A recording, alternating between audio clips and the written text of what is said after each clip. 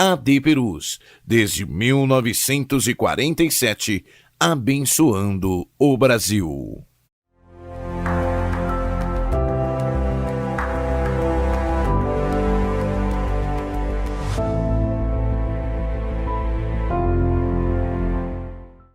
Obrigado pela deferência, meus amados irmãos. Podem tomar assento.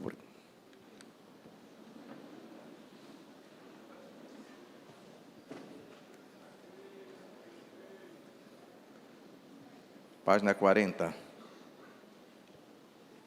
da nossa revista.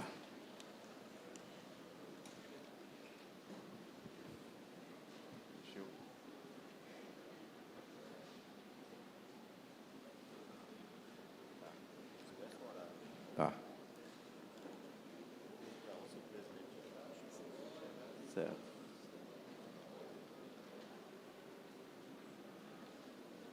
Tem ainda alguns irmãos se acomodando.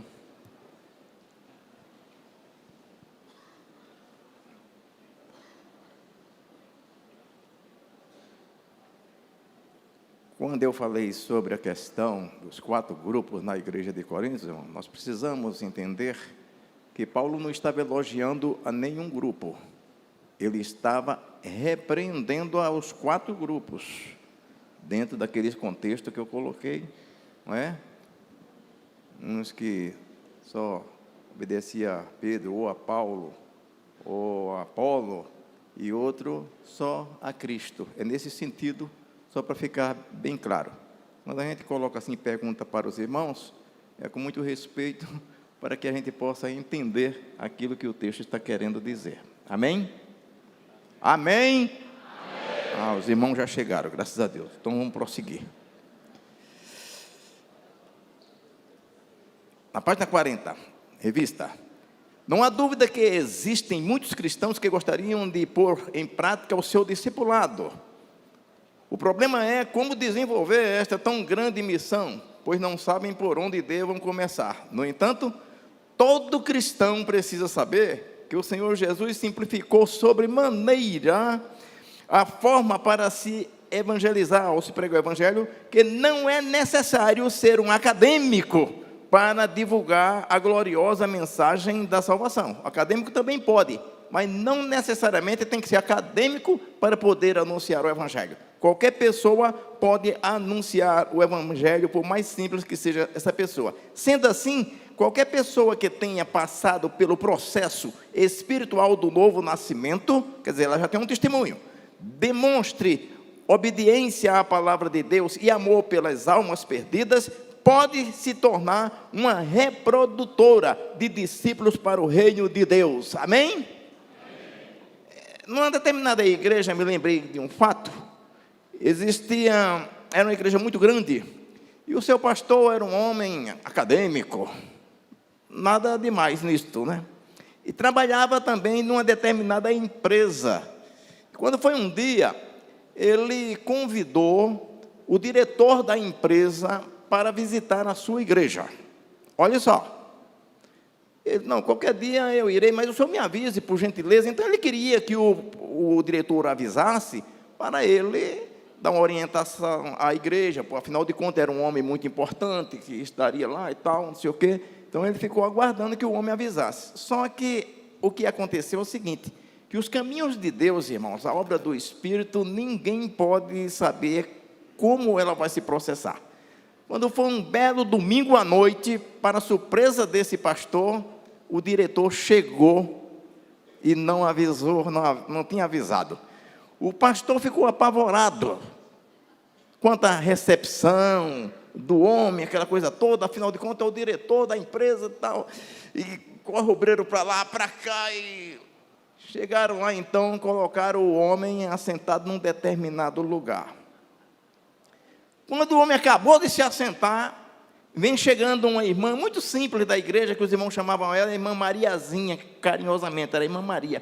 Sabe aquelas pessoas simples que vai chegando na igreja atrasado? Pai do Senhor para todos os meus irmãos. Não quer ver quem está cantando, pregando, nem nada. Pai do Senhor para todos os meus irmãos. Foi entrando, aí os irmãos, meu Deus do céu. O pastor, quando viu aquele homem entrar, irmão, sabe de quem foi que ele se lembrou? Ele já se lembrou da Irmã Mariazinha.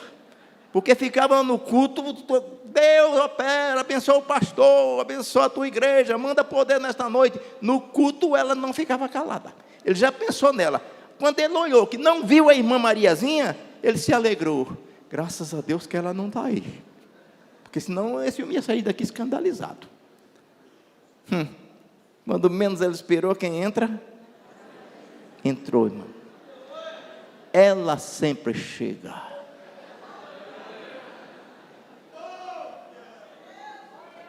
Ela vem andando, o diácono pega no Mariazinha. Não tem mais lugar do lado das mulheres. A irmã faria questão se colocasse a irmã. Não, irmão, para mim está bom em qualquer lugar. Pois aonde? Do lado do homem. Do lado do homem. Aí cumprimentou, orou, tal, e glória a Deus, aleluia, começou. Meu Deus do céu, por que esse homem não avisou? Irmão, foi o culto inteiro. E tinha hora que ela levantava do banco, pulava para dar um glória a Deus, perto do homem, e o pastor apavorado. Apresentou o homem, tudo bem, chegou a hora da pregação. E o pastor trouxe uma mensagem acadêmica, querendo alcançar o visitante, o nobre visitante. Será que o Espírito Santo está preocupado com isso mesmo? O Espírito Santo quer alcançar a todos.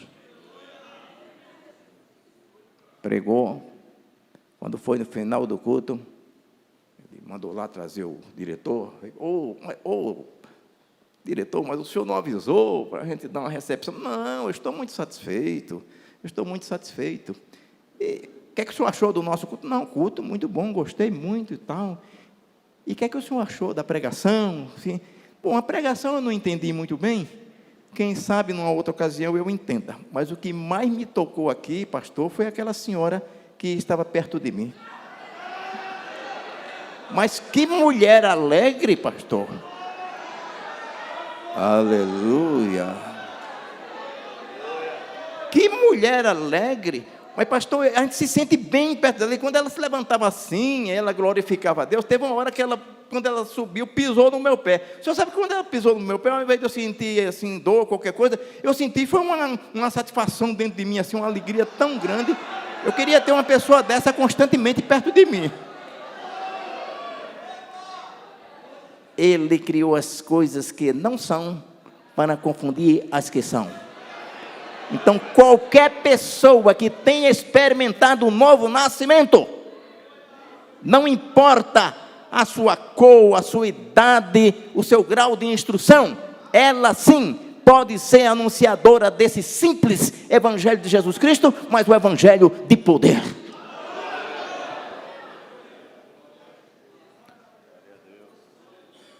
O Senhor Jesus, quando escolheu, revista ainda, o Senhor Jesus, quando escolheu e chamou os seus discípulos, ele tinha em mente que estes formariam um pelotão que se multiplicaria a ponto de atingir as futuras gerações e fazer o evangelho chegar até nós. E não somente a nós, mas por nosso intermédio, tantos quantos o Senhor chamar. Desse modo, nós somos os continuadores desse processo para produzir outros discípulos.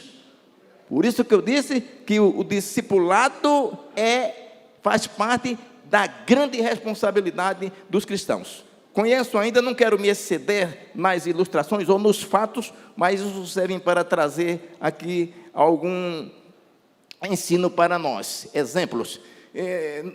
Do Chile, alguns anos atrás, já faz muitos anos, eu acredito que esse homem de Deus já deve ter partido para a eternidade, pois na época ele já tinha uma certa idade. Pregador do evangelho. Ele tinha como profissão, preste atenção a isto, tinha como profissão pregar o evangelho.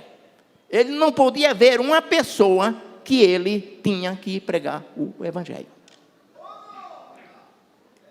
Ele pregava tanto que chegava a incomodar muita gente. Chegou a ser preso em todas as delegacias adjacentes, porque estava incomodando. Foi preso, mas não parava de falar. Ele produzia discípulos. Quando foi um dia, levantaram uma calúnia contra ele e ele foi parar na penitenciária do estado. Olha só, no Chile. E colocaram ele numa determinada cela. Quando chegou num determinado momento, deu problema lá na cela. Por quê? Pastor não para de falar. Gente, não tem quem aguenta. Não para de falar. Chegou a reclamação para a diretoria. Se muda ele de cela, coloca ele na cela seguinte. Colocou ele na cela seguinte. Quando demorou uma hora e pouco, chegou a reclamação de novo. Deu problema na outra cela também. Por quê? O homem não deixa ninguém falar. Quer dizer, as pessoas ficavam roucas de ouvir. Então, e assim ele foi trocado de uma cela para outra, percorreu todas as celas do presídio, porque era problema, não deixava ninguém ler, não deixava ninguém escutar rádio, não deixava ninguém falar, só ele falava. Pregava sobre Jesus, sobre céu e sobre inferno. Quando chegou na última cela, na última vez que ele foi colocado em uma determinada cela, deu problema, o diretor mandou chamar, traz esse pastor aqui no meu gabinete. Foi lá e trouxe. Pastor, nós precisamos conversar para acertar algum detalhe aqui. Que detalhe? O senhor já foi preso várias vezes e não é de graça que o senhor foi preso, porque o senhor perturba. Mas eu perturbo? Em todas as celas que o senhor foi, eu só trouxe perturbação. Não, perturbação não. Eles estão perturbados. E eu prego para que eles sejam libertados da perturbação. Isso é diferente. Mas o senhor precisa ficar calado. Quem é que vai ficar ouvindo o senhor 24 horas somente falando de Bíblia, de céu, de inferno? Mas, doutor, não tem jeito. Eu fui chamado para falar sobre isso. Nós vamos fazer um acordo. O senhor vai ter que ficar um período calado, sem falar. Ele disse, doutor, eu não vou prometer, porque isso eu não garanto, não. Mas, doutor, o senhor precisa ficar calado. Mas não é que eu não quero, eu até poderia ajudar o senhor. Mas é que eu não posso. Eu não posso ficar calado, eu tenho que falar. Eu fui chamado para falar. Então, o senhor não vai ficar calado. Não vou prometer, não, porque eu não vou, não, eu vou falar. Então, tá bom. Chamou um soldado. Disse, sai com este homem daqui. Você só volte aqui na hora de dormir e das refeições. E não deixe ele falar. Fique do lado dele. O soldado disse, sim, senhor, doutor. Saíram para a rua. Subia a avenida, descia a avenida, estava um homem do lado. Quando ele via uma pessoa, já ia querer, você não vai falar. Sim, senhor. Até que chegou numa praça, onde reunia muita gente. O guarda com aquele homem, parou ali, ele senta um pouco, levanta, daqui a pouco foi já juntando gente. Quando viu um policial com um preso do lado, não estava de algema nada não, estava lá. As pessoas começaram ali a cercar o ambiente. Aí, quando ele olhou assim, aleluia.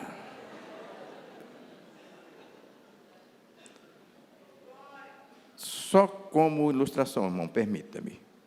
Ele olhava assim, encarava uma pessoa.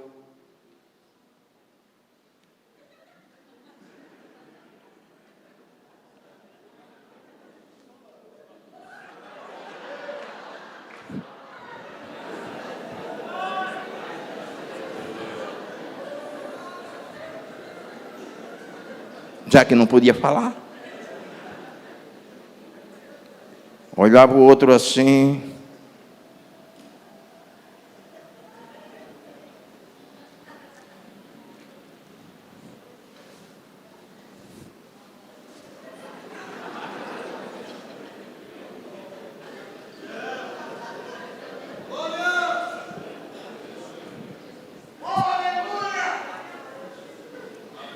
As pessoas movidas pela curiosidade se aproximavam do guarda. Ele é doido? Não, não é doido não. Ele é pastor. Pastor? É pastor? Ele é mudo? Mudo? Isso fala que você não queria saber, ele está preso. É que lá dentro da cela, na cela lá, ele perturba todo mundo, somente falando. Não, mas como que ele fala? Ele só fica assim, aponta para a gente, aponta para cima, aponta para baixo. É exatamente isso. É que ele prega sobre essas coisas de céu, de inferno, de Jesus, entendeu? Então, de modo que quando ele está apontando assim para você, aponta para cima e aponta para baixo, ele está dizendo que se você não aceitar Jesus como Salvador, você vai para o inferno. Aleluia! Se estes se calarem, as pedras clamarão.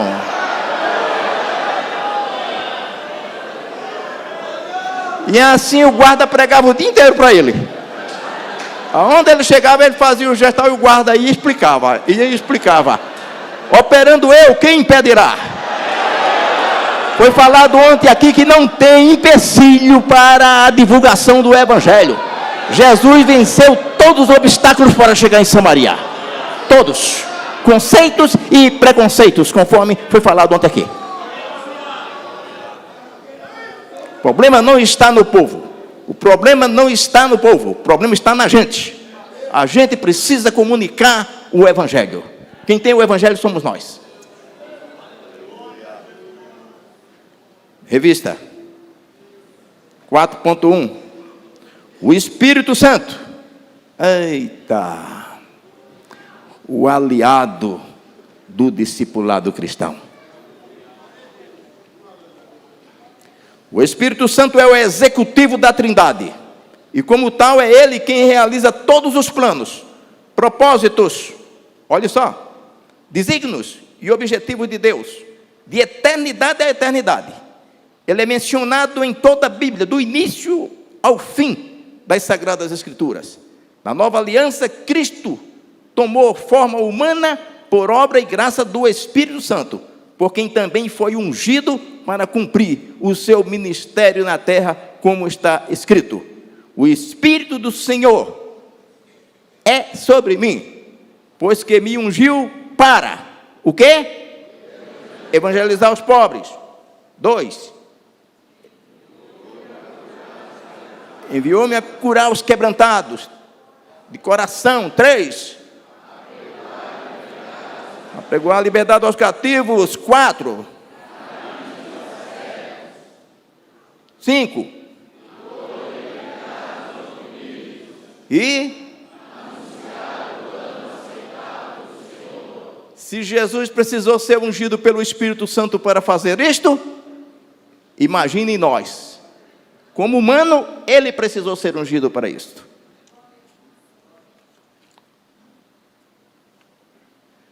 E o texto ainda diz: então começou a dizer-lhe: hoje se cumpriu esta escritura em vossos ouvidos. Isso foi lá na sinagoga. Com João Batista, não foi diferente. Ele foi o primeiro. Deus precisava de missionários para levar a sua palavra de restauração espiritual ao mundo. Então a primeira coisa que ele fez, qual foi? Foi, da forma humana, a pessoa de Jesus. Foi o primeiro missionário para que enviado para trazer a palavra, os desígnios de Deus às pessoas, para serem restauradas. Ele. Só que, para falar sobre esse missionário, precisou um outro missionário.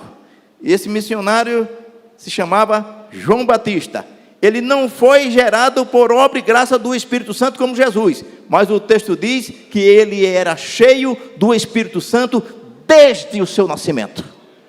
Então, um era gerado pelo Espírito Santo e o outro para falar desse que foi gerado pelo Espírito Santo, que também era cheio do Espírito Santo. De modo que tudo que precisa ser feito para pregar o Evangelho, irmão, tem que ser através do Espírito Santo. Sem Espírito Santo não tem igreja. A igreja não fará nada. E, portanto, ele é o aliado da igreja. Interessante que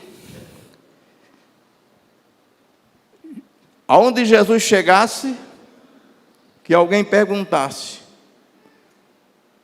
quem é o Senhor? Eu sou a palavra. E ele disse isso na oração sacerdotal, né? Quando orou ao Pai, dizendo: eu dei-lhes a palavra que a mim me desse, e eles creram que eu saí de ti. Eles creram que eu sou a palavra.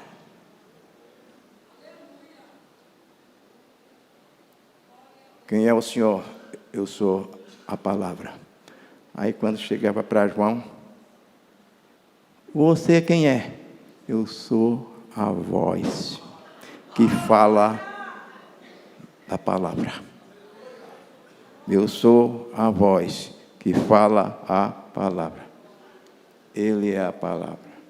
Eu sou a voz. Você não foi gerado por obra e graça do Espírito Santo, mas você pode ser cheio do Espírito Santo como a voz para falar a palavra. Revista, página 41. Portanto, seria imprescindível que os seus apóstolos também fossem revestidos de poder do Espírito Santo para compor a comissão que Jesus constituiu para anunciar a sua obra redentora em toda a terra. Dessa forma, o Espírito Santo se constituiu num aliado do discipulado de Cristo, que, noutras palavras, significa aquele que está junto, ligado ou unido. O Espírito Santo, deixa eu dizer uma coisa, irmão. De vez em quando, outro dia eu vi alguém dizendo assim: oi, pastor, o Espírito Santo no arrebatamento da igreja vai ser tirado da terra? Meu irmão, o Espírito Santo não vai ser nunca tirado de lugar algum, porque não tem como tirar.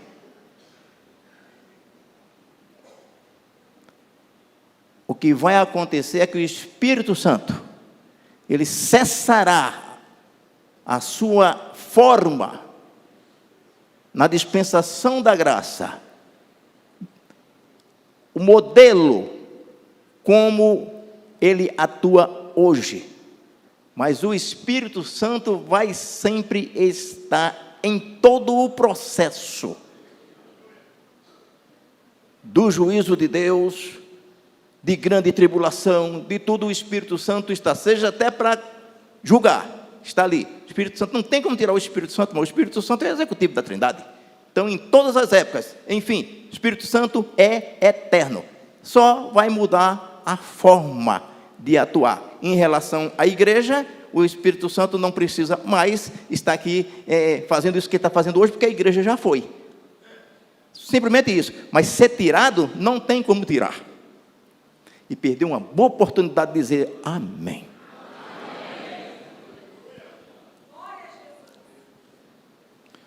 Os irmãos estão entendendo? A hora que chegar mais um aqui, eu vou agradecer. Como já mencionamos, fazer discípulos deveria ser a principal iniciativa dos apóstolos por todo o mundo. Porém, não antes de cumprir a determinação de Jesus, que preste de ser assunto ao céu, ou de ir para o céu, ele disse: e eis que sobre vós envio a promessa de meu Pai. Ficai, porém, na cidade de Jerusalém, até que do alto sejais revestidos de poder. Existem duas coisas que Jesus fez, ou ordenança que Jesus deu, ou duas ordens que Jesus deu aos seus discípulos, né? Jesus chamou os seus discípulos, em algum momento ele mandou, ele enviou, em algum momento ele disse: ficai. Por gentileza, digam comigo. Ir, quando deveria ficar, não é menos perigoso do que ficar quando deveria ir. Nós temos esse exemplo na Bíblia, né? Aí Maás Viu a liderança mandar alguém para falar com o rei? Não, mas espera aí, quem vai levar essa mensagem sou eu. Mas como você não tem mensagem nenhuma, como é que tu vai levar a mensagem? Não, mas eu quero ir. Queria ficar famoso. Chegar diante do rei com uma mensagem, né? Aí não teve jeito, irmão. Não, eu quero. Não, você não vai. Inclusive, já mandei um mensageiro. Não, mas eu vou na frente dele. Eu passo na frente dele. O atribuloso é assim mesmo. Ele é rápido. Bom, você não tem mensagem. O mensageiro já foi. Mas você quer ir? Vai por tua conta. E ele saiu correndo. Eu chego primeiro. E chegou mesmo. Quando o homem se aproximou, que abriram-se os portões, pastor. Olha quem vem ali. E parece que é mais. Deve vir uma notícia tremenda aí. Lá vem ele. E vem. Tocaram a buzina, o rei foi avisado, está em posição de receber o mensageiro. Notícia, quando o mensageiro chegou. E aí? O que é que você traz para mim? Ele se esqueceu de perguntar qual que era a mensagem.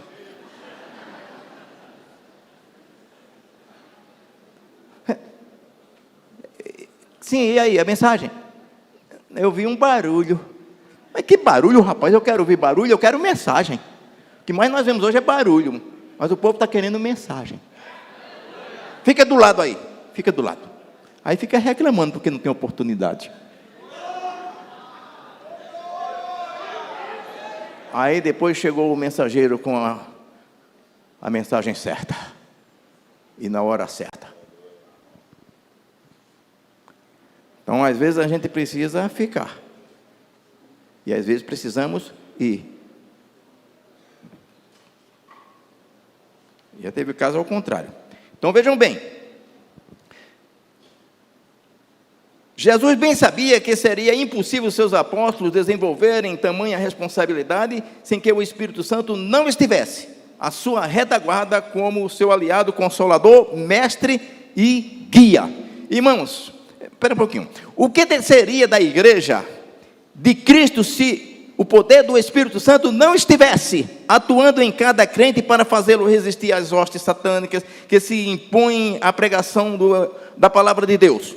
Porventura não foi isto que fizeram os algozes de Estevão, o primeiro mártir da igreja, que mesmo sob pena de morte, não calava a sua boca, mas anunciava Cristo?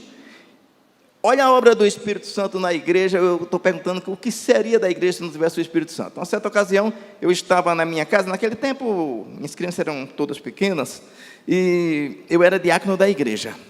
E não tinha carro, tinha telefone. Naquele tempo era tudo mais difícil. Morava no Jardim Rochdale, congreguei ali 17 anos. E quando foi um dia, eu estava almoçando, tipo meio-dia e pouco, um horário mais ou menos assim. Minha esposa lá na cozinha cuidando de alguma coisa, quando de repente, como que uma voz audível veio aos meus ouvidos e disse: desce correndo na casa do irmão João. O irmão João era um cooperador da igreja, tocava violão no conjunto musical, atuava bem a esposa, cantava tudo. E eu tomei aquele susto, desci na casa do irmão João. Será que eu estou ouvindo vozes? Continuei. Segunda vez. Desce urgente na casa do irmão João. Meu Deus, casa do irmão João, isso é hora de ir na casa de ninguém, meio-dia, hora de almoço? Nada. Terceira vez. Desce na casa do irmão João. Eu vou lá na casa do irmão João. Ivanildo estava. O que é que tu vai fazer na casa dos outros na hora do almoço? Eu digo: eu sei lá.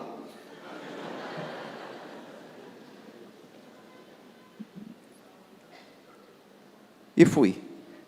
Era longinho, hein, irmão? Fui de a pé. Quando cheguei na casa, era a casa de uma irmã onde foi fundada a igreja do Rochdale, uma Anatécia. Tinha um portão e lá atrás ela alugava algumas casas. Era um cortiço e tal. E eu entrei lá, meu irmão João morava lá. E, irmão, quando eu cheguei no corredor, eu ouvi os gritos. Que vinha, e eu pensei comigo: meu Deus, os pecadores já estão se mordendo ali. pecadores, à medida que eu fui me aproximando, de onde era que estava vindo o som, irmãos? Da casa do irmão João, cooperador da igreja. E aquele grito e tal, não venha não, não venha, se você vier eu lhe mato. Meus irmãos, e a porta meio cerrada assim, digo, se o Espírito Santo mandou eu aqui, eu tenho que fazer alguma coisa, né? Os vizinhos fecharam até as portas, mas o mensageiro chegou, e quando eu cheguei assim na porta, a mãe empurrei a porta, olha o tamanho da faca, irmão, que a irmã estava com ela na mão. Não venha não, mas a irmã era boa de faca, mas o irmão também era bom de pulo, viu? Já tinha quebrado uma ponta do mármore da pia, aí mandei um golpe lá, o irmão pulou do lado, quando pula para cá, eu cheguei na porta, Pai do Senhor, meus irmãos. Eita, se não fosse esse Espírito Santo, hein? Quem é que iria avisar, quem é que iria saber, irmãos, que o diabo estava preparando uma desgraça para a família? Aí o irmão olhou assim, olha aqui, irmão, olha aqui, olha a situação. Se eu não pulasse, olha aqui, um pedaço assim. Que a irmãzinha, quando fica nervosa, é um negócio. Você não precisa rir muito não, que você não é diferente não, hein? Tem problemas na casa que acontece, que aqui na igreja ninguém fica sabendo, só o Espírito Santo sabe. Ou então quando a pessoa morre. Certo irmão estava num velório, quando deu lá para uma certa hora da madrugada, a viúva ali chorosa. Aí o presbítero se empolgou, disse, meus irmãos, olhem para mim, olhem para mim.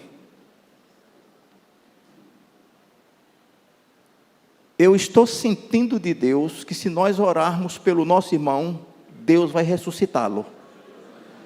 Na hora a viúva gritou, se ele ressuscitar, o Senhor vai levar para a sua casa.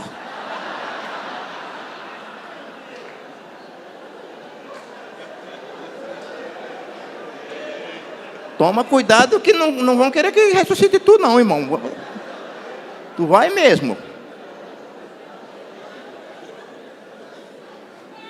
O senhor gostaria de levar uma figura dessa para sua casa?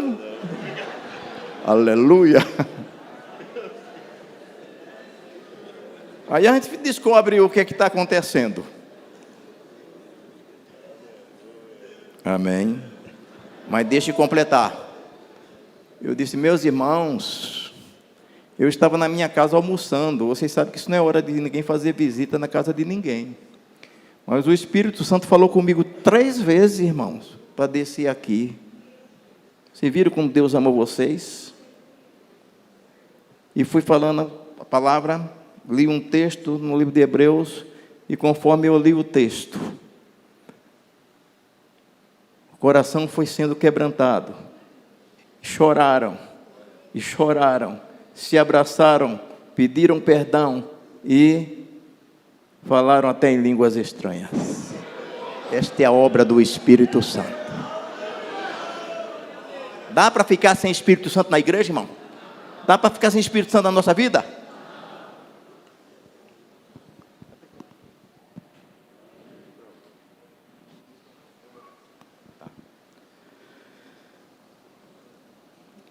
Eu queria ficar aqui o dia inteiro.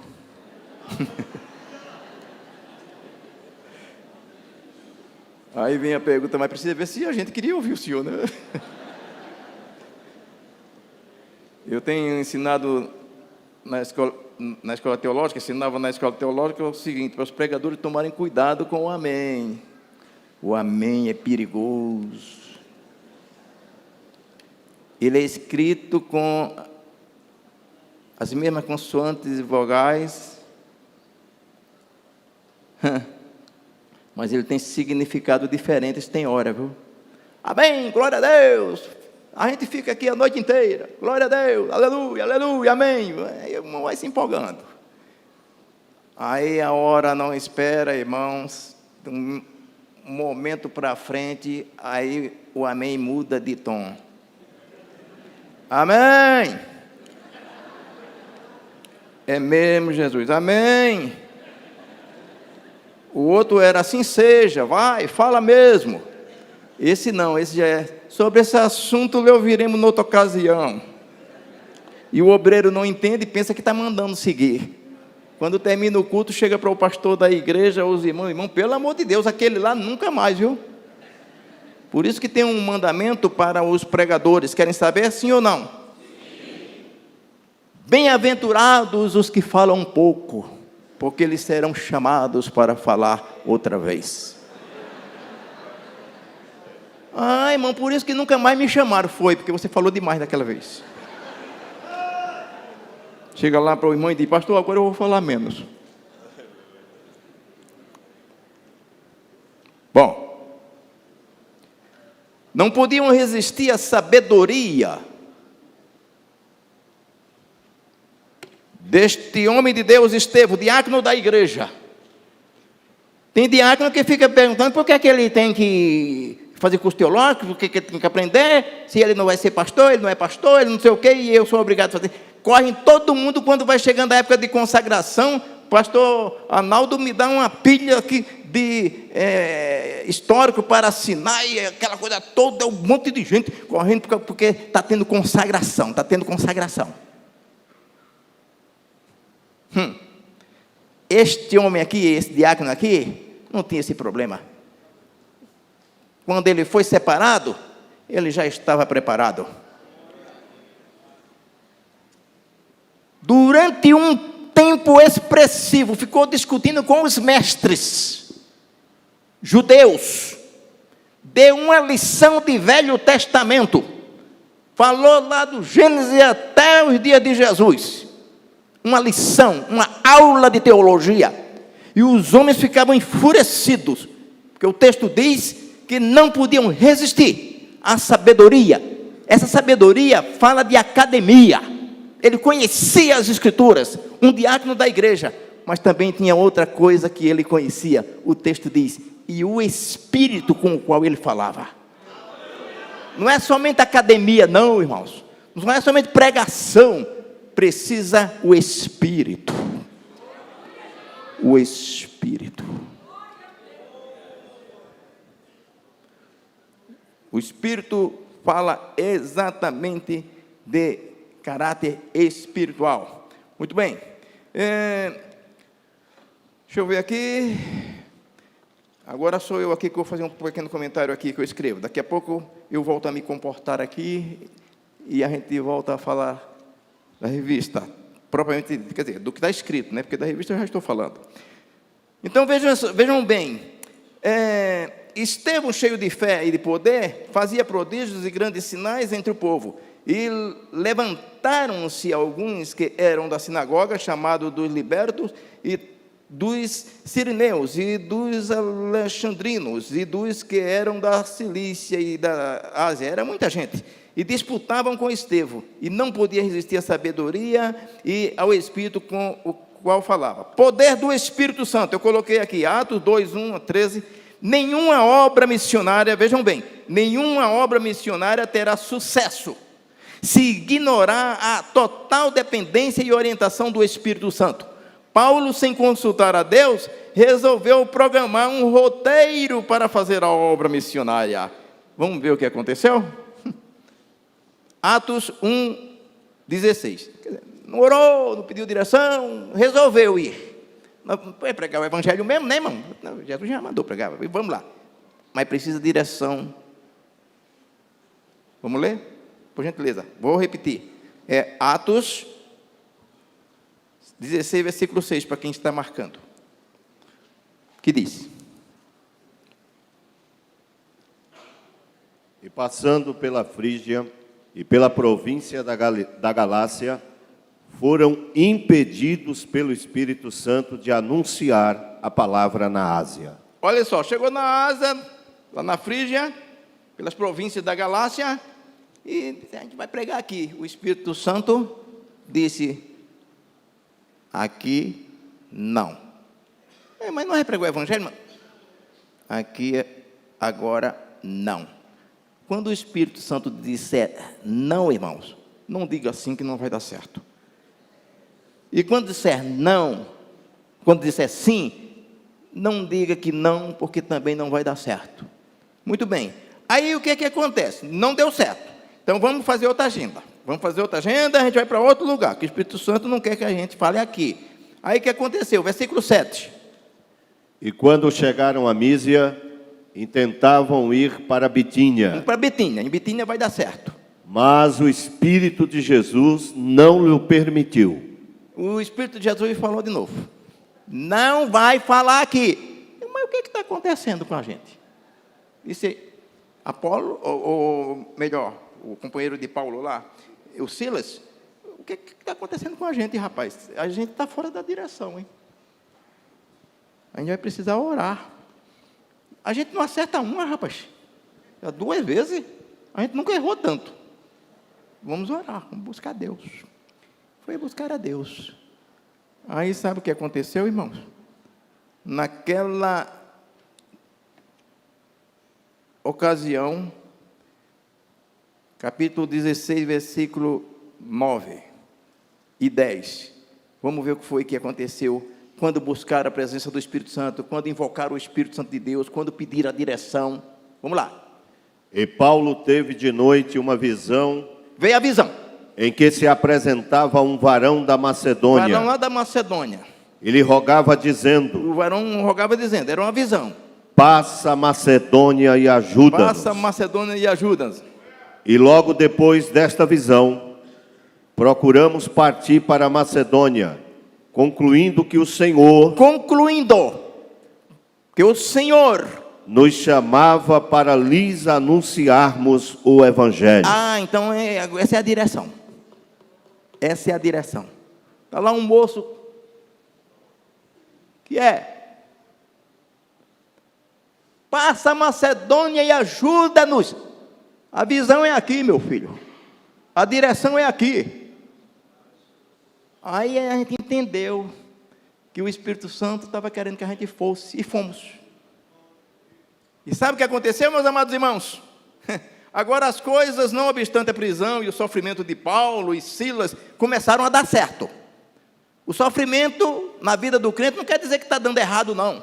A tribulação, a catástrofe que acontece muitas vezes, Deus está fazendo amadurecer para realizar uma obra maior. Simplesmente isso. Eu nunca vi dizer que tribulação matou ninguém, nem acabou com a igreja. O que acaba com a igreja é pecado.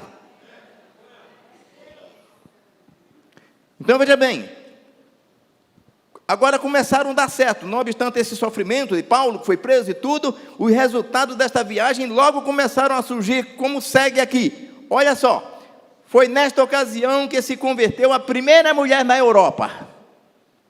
Quem? Lídia. Lídia se converteu. Uma comerciante, tinha muita influência, não é? Foi nesta ocasião que foi estabelecida a igreja de Filipos.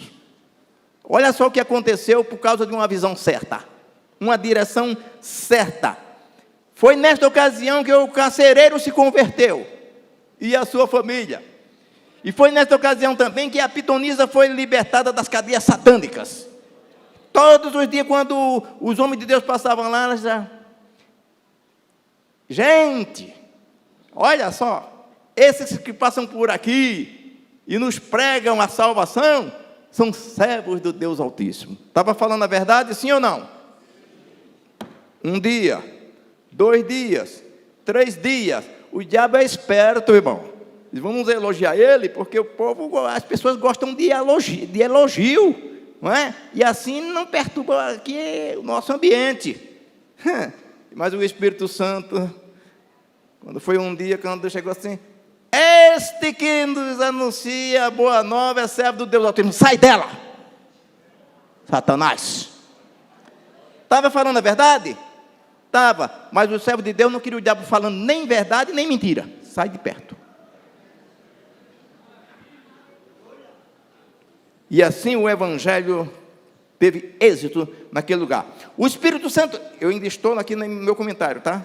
O Espírito Santo, como executivo da Trindade, dirige e orienta a igreja para se submeter à vontade de Deus. O pastor falou ontem aqui sobre a questão que a ida de Jesus a Samaria não era uma questão geográfica, uma escolha geográfica, mas era uma direção do Espírito Santo de Deus. Todo o movimento de Jesus, o pastor usou esse termo. Eu estou aqui e estou ouvindo as coisas e aprendendo, não é? Todo o movimento de Jesus, tudo que Jesus falava, não era por acaso, era sobre a orientação, direção do Espírito Santo. Pois ele diz, pois que o Espírito Santo me ungiu para andar na direção dele.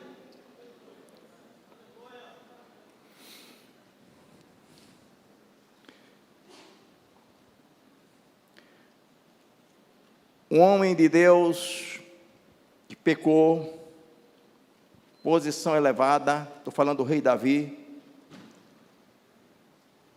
Quando ele se viu nessa situação, ele foi orar a Deus e pediu 3 coisas. Olha só, ele já sabia, irmãos, que o poder, a coroa, o reino, ele já tinha passado dele. Não aconteceu, mas esse era o conceito dele. Pelo que eu fiz, só me resta pedir 3 coisas para Deus. E foi e pediu. Olha a primeira coisa que ele pediu, é no Salmo 51 isso. Não me lances fora da tua presença. Davi sabia muito bem, conhecia muito bem a história de Adão e Eva. Que quando pecaram, foram lançados fora da presença de Deus. E ele já temeu isto. Não me lances fora da tua presença. Primeira coisa. Segunda coisa. Não retires de mim o teu Espírito Santo. Não vai dar para eu andar sem o Espírito Santo não, Deus. Só faltou dizer, me mate. Mas não retire de mim o teu Espírito Santo. Dá para andar um segundo, irmão, sem a direção do Espírito Santo? E em terceiro lugar, torna a dar-me a alegria da tua salvação. Senhores, nós temos que ter a humildade de nos prostrar diante de Deus e dizer para Ele, eu não estou sendo mais o mesmo. Renova os nossos dias como dantes. Eu quero ser aquela pessoa que eu era dantes. Deus, eu não estou sendo o mesmo. Precisamos ter a humildade, repito, para dizer isto. Desde o menor ao maior, falando-se de escala ministerial. Nós precisamos do fervor do Espírito. Pastor Costa Dias, em uma certa ocasião, pregava dizendo, tenho pedido a Deus que me dê sabedoria para criar 2 coisas. Aí perguntou, querem saber o quê? Tenho pedido a Deus para que me dê uma solução para o problema de frieza espiritual na igreja. Esses cultos, cheios de formalidade, gelados, que do Espírito Santo, pouca coisa tem. Então eu tenho pedido para que Ele me dê sabedoria, primeiro, para fazer um termômetro espiritual. Termômetro espiritual. Colocaria na porta, e quando colocaria 2 diáconos lá na porta, um do lado do outro, e ele com o termômetro espiritual ali. Diáconos. Quando a pessoa fosse chegando ali, espera aí um pouquinho, irmãos. Mulher brigou com o marido em casa, ou o marido brigou com a mulher, saiu um na frente e o outro atrás. Quando chegasse na porta, espera aí um pouquinho, irmão. Mas o que é, irmão? Está lendo a palavra? Não, é que aqui mudou. Aqui não vai ter mais culto gelado, não. Vamos medir aqui a temperatura logo na entrada. Aleluia. Primeira invenção. E a segunda invenção era que me desse sabedoria, ele me desse sabedoria para fazer uns comprimidos de fogo. Comprimido grande assim, tamanho de um sorrisal, de fogo. Pílulas, né? Pílulas. Aí fica um aqui, outro aqui. Quando chega assim, o irmãozinho xingou a irmã, obreiro do Senhor. Quando chegasse assim, espera um pouquinho só, irmão. Olhe para mim. Viu? Irmão, tá vendo? Tá vendo, irmão, porque aqui o culto não vai? Olha só a temperatura. Dá 10 comprimidos para ele. 10. Ele vai melhorar bem. Com água. Sai queimando tudo. Aleluia. Aleluia. Só o Senhor é Deus. Já entraria assim. Aí lá vem a irmã. Um momentinho só, irmã. Medir temperatura, né? Tudo bem com a irmã? Tudo bem, irmão. Tá bom. Aí, irmão, olha a situação. Como é que um culto pode ir desse jeito, irmão? Dá 50 comprimidos para ela.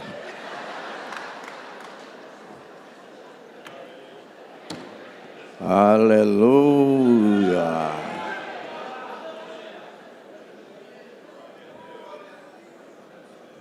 O pastor fez essa ilustração, judeu radicado nos Estados Unidos, mas na verdade o Espírito Santo prescruta a nossa temperatura diariamente. E você sabe, e eu também, como é que está a nossa temperatura. Por isso eu estou dizendo, temos que ter a humildade de dizer diante de Deus, eu não estou mesmo, mas eu preciso melhorar. E estou aqui diante da presença do Senhor, porque só o Senhor pode me aquecer. Eu preciso sair dessa frieza espiritual. Renova os nossos dias como dantes. Torna a dar-me a alegria da tua salvação, Senhor. Porque pelo que eu estou vendo,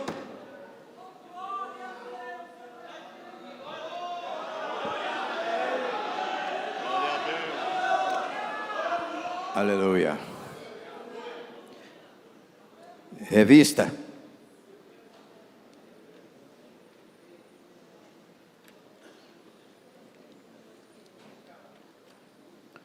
Quando Jesus disse aos seus discípulos, é a página 42 aí já, né? Que eu notei aqui em cima. Quando Jesus disse aos seus apóstolos, mas recebereis a virtude do Espírito Santo que há de vir sobre vós e ser-me-eis testemunha, tanto em Jerusalém, como em toda a Judeia e Samaria e até os confins da terra. De acordo com a tradução original, ser-me-eis testemunha quer dizer, sereis meus mártires. Eita, que diferença!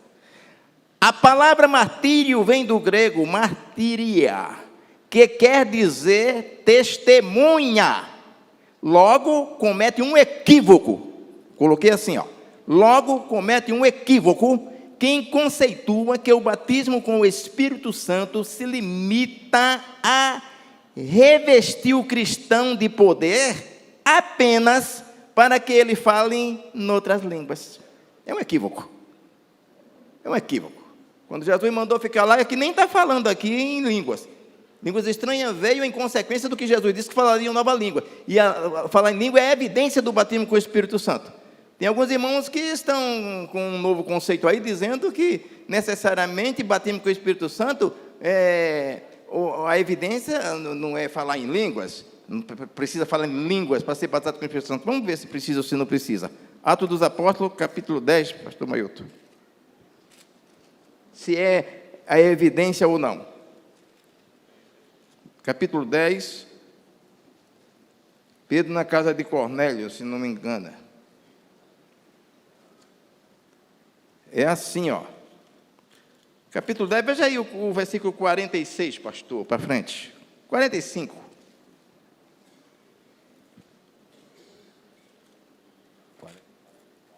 44. Vamos lá. 10:44, Atos dos Apóstolos.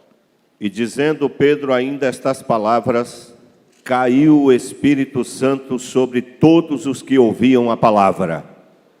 E os fiéis que eram da circuncisão, todos quantos tinham vindo com Pedro, maravilharam-se de que o dom do Espírito Santo se derramasse também sobre os gentios. 46. Porque os ouviam falar em línguas. Porque o quê?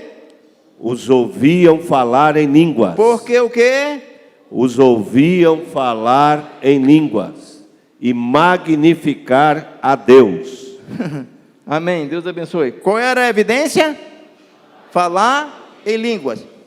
Só identificaram que havia sido batizado foi porque estava meio alegre e tal, aquela coisa. Não, eu correndo que nem o pessoal chama aí dos aviãozinhos, não sei o quê, e tal. Não era somente isso, não. Porque os viram falar em línguas. Essa é a evidência, não é? Então, a gente precisa dar uma demonstração de poder genuíno, irmão.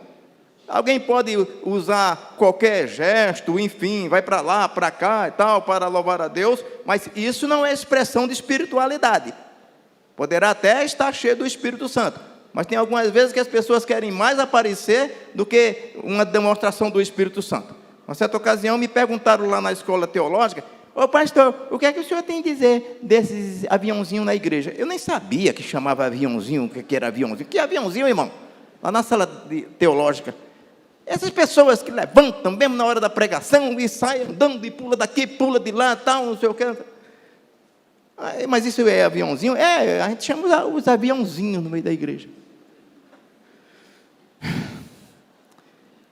Digo, meus irmãos, é o seguinte, eu estou pastor num setor, naquele tempo eu estava na cidade de Itapevi, que eu tenho feito o possível para preencher todo o espaço com a divulgação e ensino da palavra de Deus. De modo que lá não tem espaço para essas aeronaves nem levantar voo e nem pousar.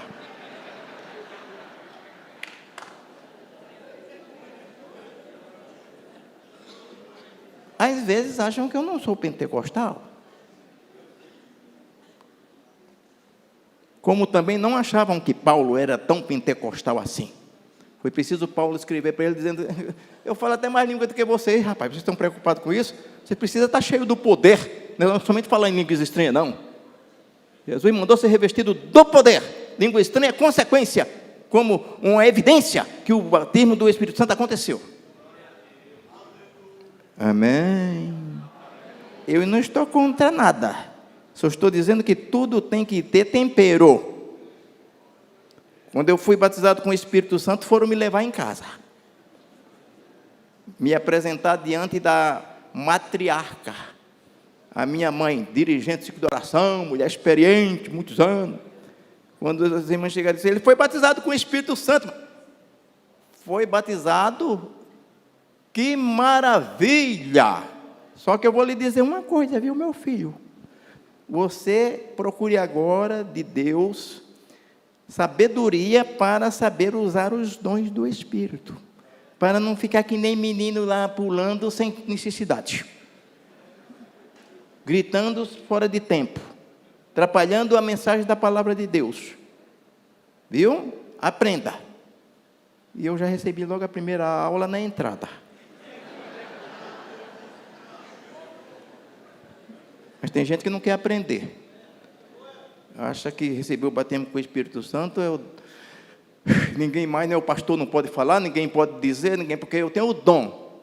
Ali você não tem nada, porque nós somos simplesmente um condutor, que se estiver limpo, esta água gloriosa do Espírito Santo passa por ela e aí traz edificação aos outros, não traz problemas não.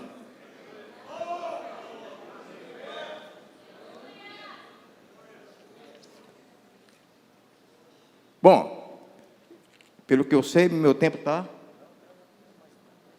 Tem uns minutos ainda? Então resta ainda algum sacrifício.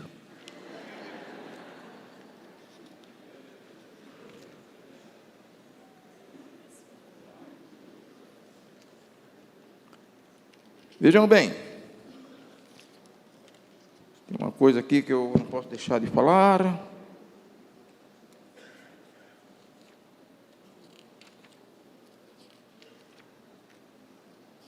Muito bem. Irmãos, 42 eu já li. Já li 42 aí?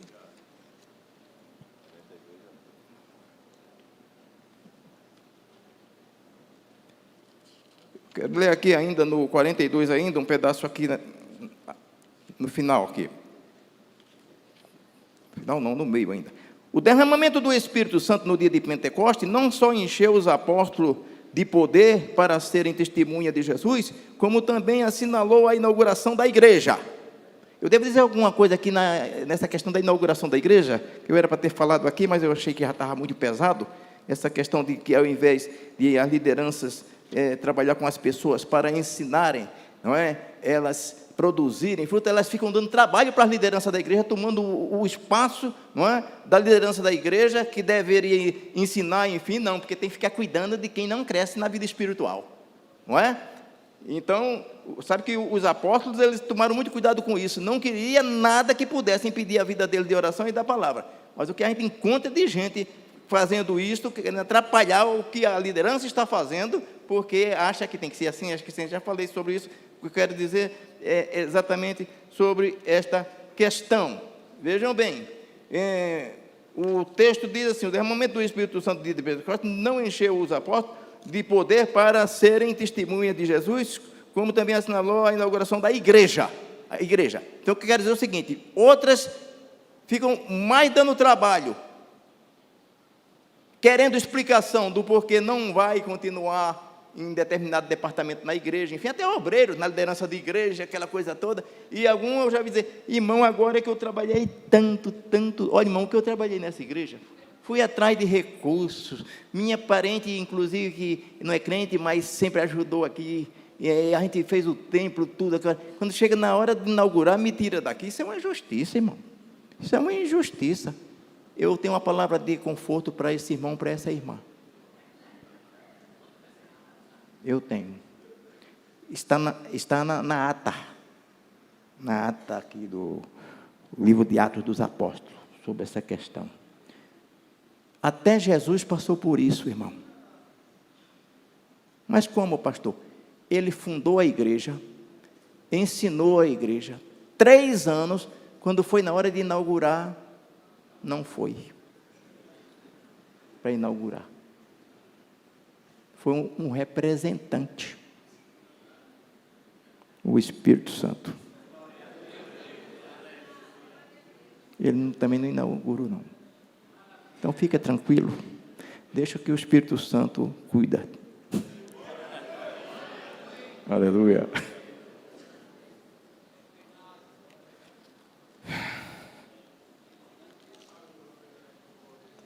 O ensino como base primordial do discipulado, página 43.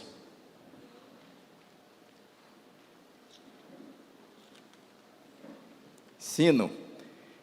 Os irmãos vão observar que, em algum momento atrás, noutras lições aqui, falei sobre a questão do caráter do ensinador, essa coisa toda. Não vou falar sobre essa questão, para não entrar no assunto do companheiro que deverá ministrar, não é? Mas aqui eu quero falar sobre o ensino como base primordial do discipulado. Acharam aí no 43? O ensino bíblico sempre foi e deve continuar sendo uma prioridade da igreja, tanto para a família num todo, como também para os novos discípulos que se convertem a Cristo. A cada dia que passa, urge a necessidade de ensinar a palavra de Deus ao seu povo, desde o berço até a velhice. Uma irmã chegou para o pastor e perguntou assim: pastor, a partir de quantos anos eu tenho que começar a ensinar a palavra de Deus ao meu filho que nasceu? Ele está com 7 meses, irmãos. Quanto tempo eu tenho o seu filho? 7 meses, irmãos. Está novinho ainda. Então, a senhora já perdeu 7 meses. Já perdeu 7 meses, irmã. Corre atrás do prejuízo aí. Menino já está ficando esperto. Você sabe quando é que a gente começa a envelhecer, irmãos? Tem gente que diz, a pessoa começa a envelhecer quando está com 40, 50, 60. Conversa, irmão. Começamos a envelhecer, a pessoa começa a envelhecer quando nasce. No outro dia já tem um dia.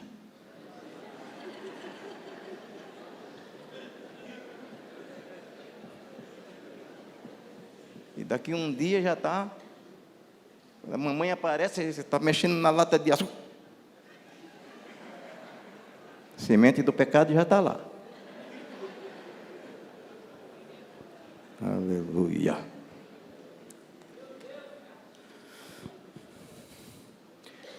Lamentavelmente, muitas igrejas nos dias atuais não dão mais ênfase ao ministério da pregação do que ao ensino, ministério do ensino. Isto se deve pelo menos a 2 motivos, a saber. Primeiro, é que a pregação tem uma mensagem projetada para o momento. Ela é dinâmica, enquanto que o ensino envolve um processo de aprendizagem contínuo. O pregador vem aqui, prega num congresso, enfim, tal, e aquela pessoa é tocada pela mensagem, o Espírito de Deus traz ela. Só que depois do culto, o pregador vai embora. E aquela pessoa fica. É aí que está a questão. No outro dia, são os ensinadores da igreja. Na escola dominical, sala de novo convertido, que vai começar o processo. A pregação, irmãos, é uma porta dourada muito bonita, que as pessoas, em primeira instância, se emocionam, está tudo certo. E se o pregador for daquele que vai num canto, volta no outro, vai. Muito bonita essa porta dourada. As pessoas vão entrar por essa porta aí. Achei a igreja certa. Só que, muitas vezes, abrimos a porta dourada, bonita da pregação, e nos esquecemos de fechar a porta dos fundos, por onde essas mesmas pessoas vão embora, e não voltam mais por falta de ensino.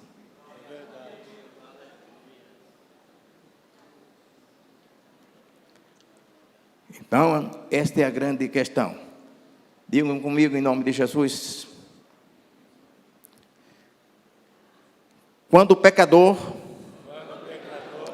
ouve a pregação, resolve seguir a Jesus.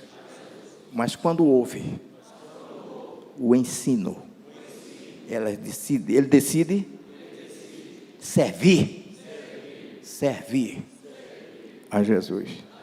Isso é bem diferente.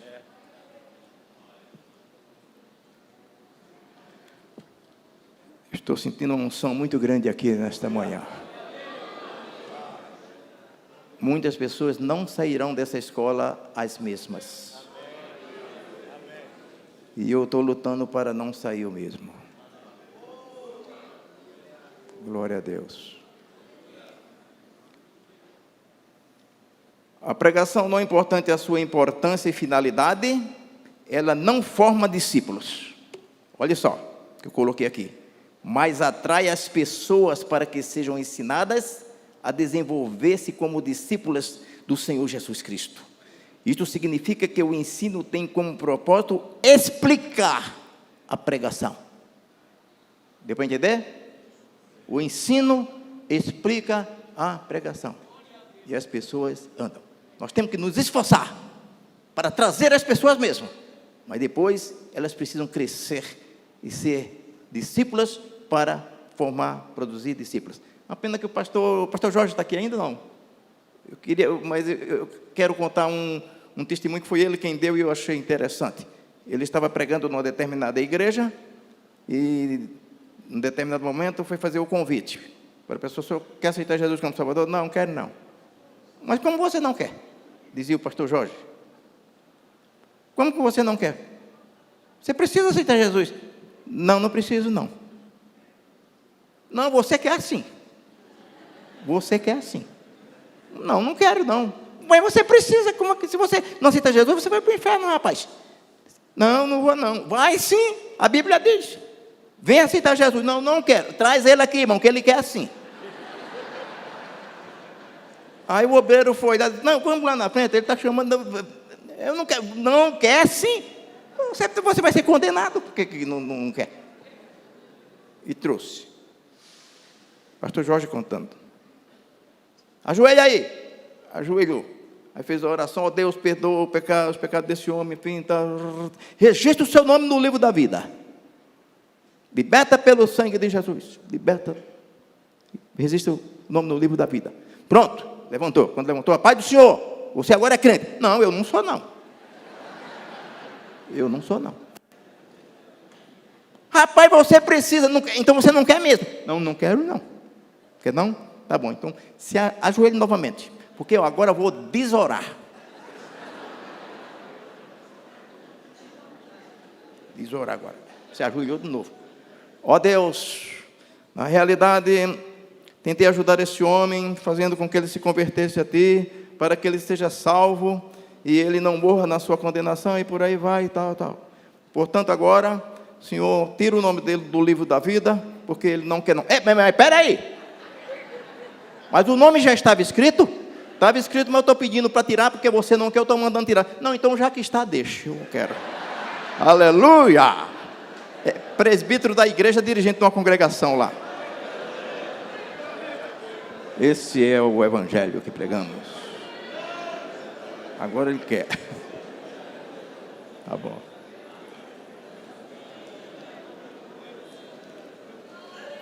Meu tempo já está vencido. Eu vou somente citar, se o senhor me permite, um minutinho só para o senhor presidente. Cuidados essenciais para um novo discípulo. Só vou ler, tá? Olha só. Cuidar de uma terra semeada é tão importante quanto o trabalho de arar o campo e plantar a semente, para depois colher os frutos. Isto vale também para a semeadura cristã. Pois a primeira coisa que a igreja precisa e deve fazer após a semeadura da palavra de Deus é, sem dúvida alguma, se preocupar com os cuidados preliminares para com a formação do caráter espiritual de um novo discípulo que vem a Cristo. Sim ou não? Muito bem.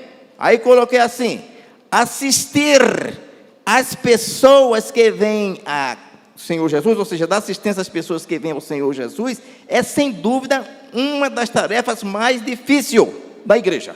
Isto porque era exemplo de uma semente que brota, agora se inicia a fase em que a planta começa a crescer, para dar o próximo passo, que é nascer e desenvolver o fruto, ou seja, progredir na maturidade cristã. Isto significa dizer que o relacionamento desse novo convertido com Deus ainda não está de tudo firmado pelo fato de haver recebido a Cristo como seu Salvador e começar a frequentar a igreja. Não está resolvido ainda. Não obstante aceitar Cristo seja o fator mais relevante, não deixa de ser ainda o primeiro passo, pois é nesse primeiro momento que começa a se travar a batalha espiritual e cruciante para este novo convertido.